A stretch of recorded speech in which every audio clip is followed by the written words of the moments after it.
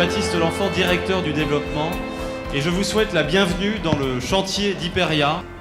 Il y a 20 ans, nous engagions la sécurisation des parcours professionnels des salariés au domicile et je dois dire que le défi est largement relevé. Les personnes que vous voyez sur cette estrade, et donc je vais m'écarter, c'est un peu la cellule qui a eu l'idée, il y a 20 ans, de l'Institut, en tout cas de ce qu'il est devenu. Stop. Plus de maîtres, plus de serviteurs et plus de petits boulots. Après commentaires et analyses, l'Institut de l'emploi familial prenait forme et nous en étions les fondateurs. L'évolution de notre association donne naissance à Hyperia l'Institut, marque déposée.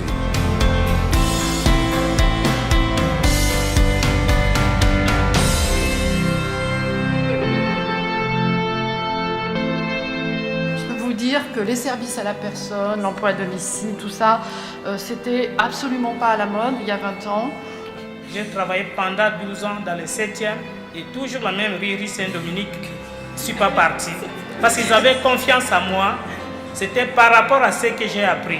Que j'ai senti que derrière une exigence apparente, il y avait quand même le souci d'une réelle qualité, d'une réelle valorisation d'un travail qui n'existait pas jusqu'à maintenant. À chaque fois qu'il y a une difficulté, de part et d'autre, à chaque fois on en a parlé de façon objective, simple, et le problème était forcément résolu.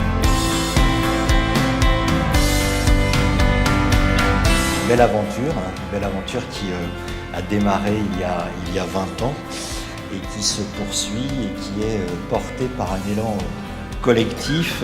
Les services à la personne, c'est un sujet de tous les jours, c'est un sujet que vous avez su initier, finalement vous avez été un précurseur il y a 20 ans, vous l'avez dit au travers certains mots. Ça répond à un vrai besoin de la population. Le nouveau défi d'Hyperia, c'est quoi? C'est bien sûr ce que je vous ai dit tout à l'heure, de l'expertise, de la recherche, de l'accompagnement opérationnel, du déploiement, de la promotion, de la formation sur l'ensemble du territoire. Nous allons créer à Alençon l'Université du domicile. Cette Université du domicile est un projet que nous allons porter en 2015, pour lequel nous allons préparer, je dirais, les bases et qui devrait se déployer à partir de 2016. Il sera donc abrité 60 rue Saint-Blaise. Je voulais remercier ce département, cette région et cette ville.